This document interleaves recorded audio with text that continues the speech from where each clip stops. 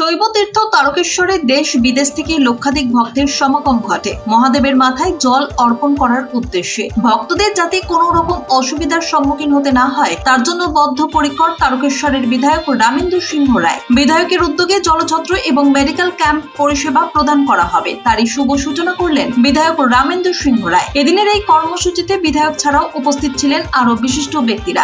10ই জুলাই থেকে শুরু হয়ে গিয়েছে শ্রাবণী মেলা, যা চলবে 1 মাস ব্যাপী। নজরদারিতে মুড়ে ফেলা হয়েছে বৈদ্যবাটি থেকে তারকেশ্বর। বৈদ্যবাটি, শেওড়াফুলি, নিমাই তীর্থ সহ 16টি ঘাটে নজরদারি বাড়ানো হয়েছে। দুর্ঘটনা এড়াতে গঙ্গার ঘাটে ব্যারিকেড এবং জালের ব্যবস্থা করা হয়েছে। পুণ্যার্থীদের কথা ভেবে শৌচালয় এবং পানযোগ্য জলেরও ব্যবস্থা করা হয়েছে। তোমার আমার সকলেরই একটাই পছন্দ, মাদার্স চয়েস। ঘরে সুগন্ধি ভাত, প্রতিদিনের রান্নায় নিখুঁত স্বাদ, চাই উন্নত মানের চাল। তাহলে আর দেরি কেন? আজই যোগাযোগ করুন ধনরাজ অ্যাগ্রো ইন্ডাস্ট্রিজ প্রাইভেট লিমিটেডে। আমরা আনি আপনার টেবিলে খাঁটি ও মানসম্মত চাল মাদার্স চয়েস নামে। একবার ব্যবহার করুন, আর ফিরে তাকাতে হবে না। বিশ্বাসী গোড়া, গুণগত মানে সেরা। মাদার্স চয়েস, মা যেমন চান চাল তেমনই। যোগাযোগের জন্য এখনই কল করুন 8509752023 এই নম্বরে। মাদার্স চয়েস শুধুই শিরা নয়, সবার প্রথম পছন্দ। কত দর্শনার্থী শ্রাবণী মেলা উপলক্ষে তারকেশ্বরের বিধায়ক রামেন্দু সিংহ রায় মহাশয় কি বার্তা দেবেন? এই শ্রাবণ মাস, শ্রাবণ মানেই বর্ষাকাল, তবু এটা বাবার মাস এবং সোমবার বাবার জন্মদিন। তাই এই শ্রাবণ মাসের প্রতিটি সোমবার সারা বাংলা তথা ভারতবর্ষের বিভিন্ন প্রান্ত থেকে লক্ষ লক্ষ পুণ্যার্থী আসে।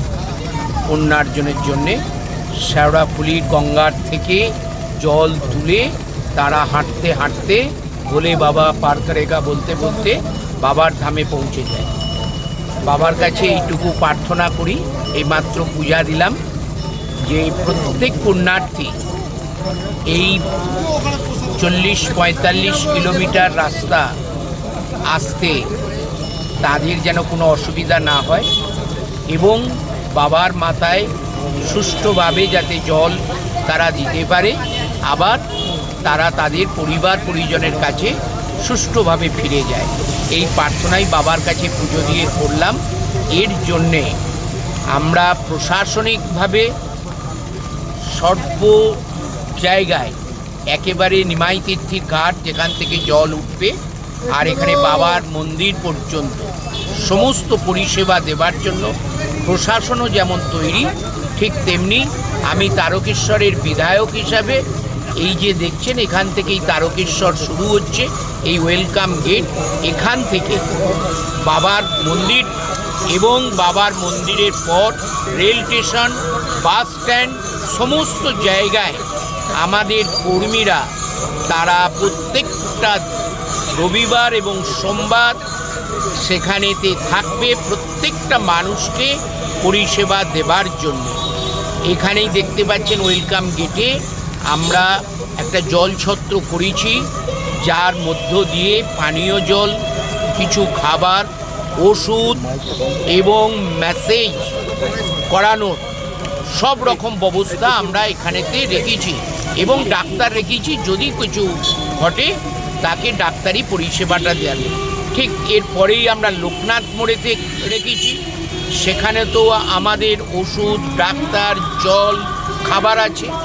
আমাদের মন্দির চত্বরেতে ডাক্তাররা থাকছেন, ওষুধ সমস্ত রকম নিয়ে, তা সেই জায়গায় হসপিটালেতে ব্যবস্থা থাকছে, কোনো ত্রুটি রাখা হয়নি। এবং আমরা শুধু বলবো এবারেতে আমাদের মহন্ত মহারাজ তিনি জল ঢালার সময়টা বাড়িয়েছেন, অর্থাৎ প্রত্যেকবার যেমন রাত্রি 9টার পর মন্দির বন্ধ হতো, জল ঢালার বন্ধ হতো, সেটা রাত্রি 12টা পর্যন্ত কন্টিনিউ চলবে এবং তারপর 2টোর সময় মঙ্গল আরতি হবার পর আবার কন্টিনিউ চলবে। কিন্তু এই যখন মঙ্গল আরতি চলবে তার মধ্যে মহিলাদেরকে এবং আমাদের মন্দিরের পক্ষ থেকে যে স্পেশাল লাইন করা হয়েছে সেটা কিন্তু কন্টিনিউ চলবে। তাই সুষ্ঠুভাবে এই জিনিস আমরা সম্পন্ন করব, এটা আমরা বদ্ধপরিকর।